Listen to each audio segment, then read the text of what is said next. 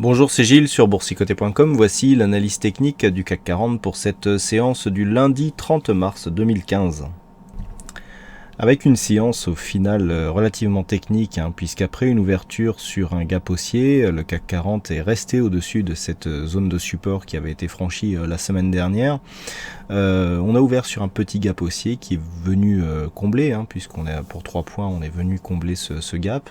Malgré tout, la clôture se fait en nette hausse, avec donc une clôture à 5083,52, ce qui provoque une hausse de 0,98% sur cette séance, avec un peu plus de 49 points gagnés par rapport au cours de clôture d'hier. Donc on confirme le biais haussier.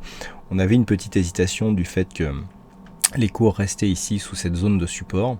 Et je vous avais dit que l'enjeu de cette semaine serait une réintégration rapide, la condition sine qua non en fait pour valider une poursuite du mouvement haussier.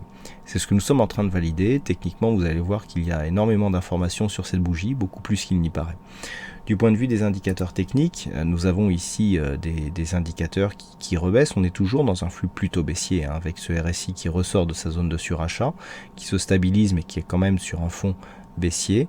Ici, le stochastique lui aussi nous envoie un signal plutôt baissier, mais on voit qu'on est proche ici de l'invalidation, avec un indicateur qui pourrait croiser ici sa ligne de signal et donc invalider le signal baissier qui est visible ici. Du point de vue du MACD, on repasse dans un flux haussier. Alors rappelez-vous, je vous indiquais que le MACD ici avait très peu d'amplitude. On avait un début de signal baissier mais qui n'a pas eu le temps de se confirmer, donc on reste sur un biais plutôt neutre du point de vue de l'indicateur MACD. Et par contre, pour une reprise technique, on voit que les volumes sont légèrement inférieurs à la moyenne.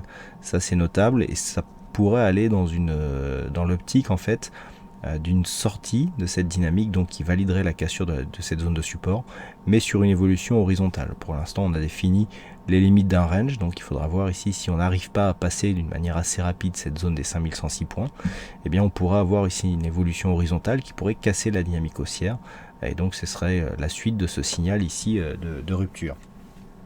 Maintenant, si on se concentre un petit peu sur le signal que nous avons eu, c'est relativement intéressant. Nous avons ici, par rapport aux précédentes bougies, un signal qui est relativement riche d'un point de vue technique.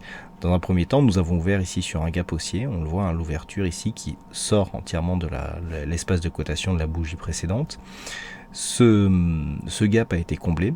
Alors c'était intéressant puisque nous avions ici une zone de support qui était matérialisée par donc le support qui en un temps est devenu résistance et le retracement à 23,6% de Fibonacci de la tendance directe. Nous sommes venus nous appuyer ici sur cette zone, on est venu combler le gap, on n'a pas enfoncé énormément cette zone de support et ensuite on a validé ici une poursuite de mouvement. C'est relativement intéressant dans le sens où on a un gap haussier qui se valide pour la deuxième fois consécutive. On a eu quasiment la même configuration ici avec ce gap qui a eu lieu entre ce point haut et l'ouverture. On est venu combler et ensuite on a rebondi et on a marqué une séance haussière. Là on a la même chose avec moins d'amplitude, ouverture sur un gap, on comble et on continue le mouvement haussier. Donc on valide ici la poursuite d'un mouvement qui reprend quelque part de la dynamique par rapport à ce que nous avions avant où nous étions ici dans une zone quasiment horizontale. Et donc le fait que l'appui se fasse ici sur cette zone technique est relativement intéressant puisque nous avons un gap, alors avec effectivement le comblement en lui-même peu ample, c'est-à-dire qu'on n'attaque pas énormément le gap, avec ici cette zone technique qui n'est pas non plus beaucoup attaquée, avec cette bougie de bonne facture derrière, avec une bonne puissance malgré le manque de volume, nous indique que on est sur une poursuite de mouvement. Maintenant, ce qu'il faudrait, c'est confirmer. Donc pour confirmer cette tendance, il faudrait tout simplement valider la continuité du mouvement et donc assurer un dépassement ici de cette zone des 5106 points. Ça sera le premier élément à surveiller demain en cas de continuité de ce mouvement haussier, même si du point de vue de la séance du jour, on a eu quelque part en intraday assez peu de volatilité une fois la première phase de hausse effectuée. Donc pour l'instant, on est en surveillance ici de cette zone des 5106 points. La zone basse ici, alors nous aurons plusieurs zones. Cette zone de gap déjà qui sera critique et cette zone ici, cette zone de support. Pour valider ici une possibilité de reprise de mouvement haussier et donc de continuité, il faudra absolument tenir ce support. Donc première zone à surveiller. 5063 points, qui constitue la continuité ici de cette zone qui a supporté en un temps la tendance. Deuxième point à surveiller, cette zone ici de retracement à 23,6% de Fibonacci à 5050 points, qui matérialise la clôture de ce gap, mais sachant que ce gap reste ici est toujours valide dans le sens où il a créé une zone de support.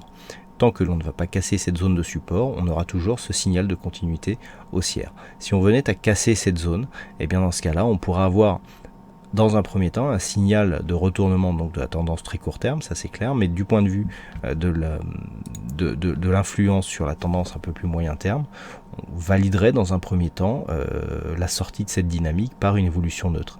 Il faudrait casser ici cette zone des 4930 points, le plus bas significatif que nous avions eu le 26, pour impulser un mouvement de retournement qui irait dans le sens d'une consolidation, avec un premier objectif ici sur cette zone des 4870 points. Donc pour résumer, première zone à surveiller, alors à la hausse, donc toujours cette zone des 5106 points, pardon. À la baisse, premier signal ici, 5063 points.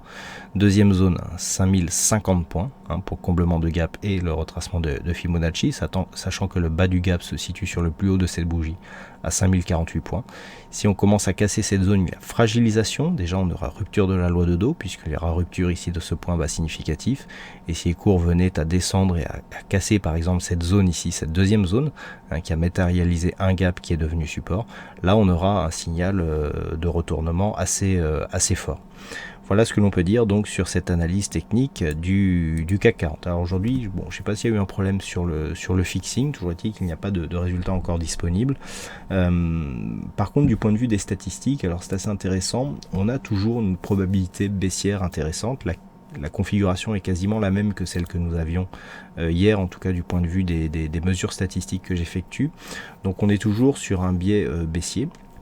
Du point de vue statistique, la statistique à 2 jours qui est de bonne facture sur cette séance est toujours valide. Alors les pourcentages seront légèrement différents du fait qu'on a une configuration similaire, mais il semblerait que d'un point de vue statistique, eh bien effectivement on ait une probabilité baissière assez intéressante, et en tout cas assez intéressante à jouer.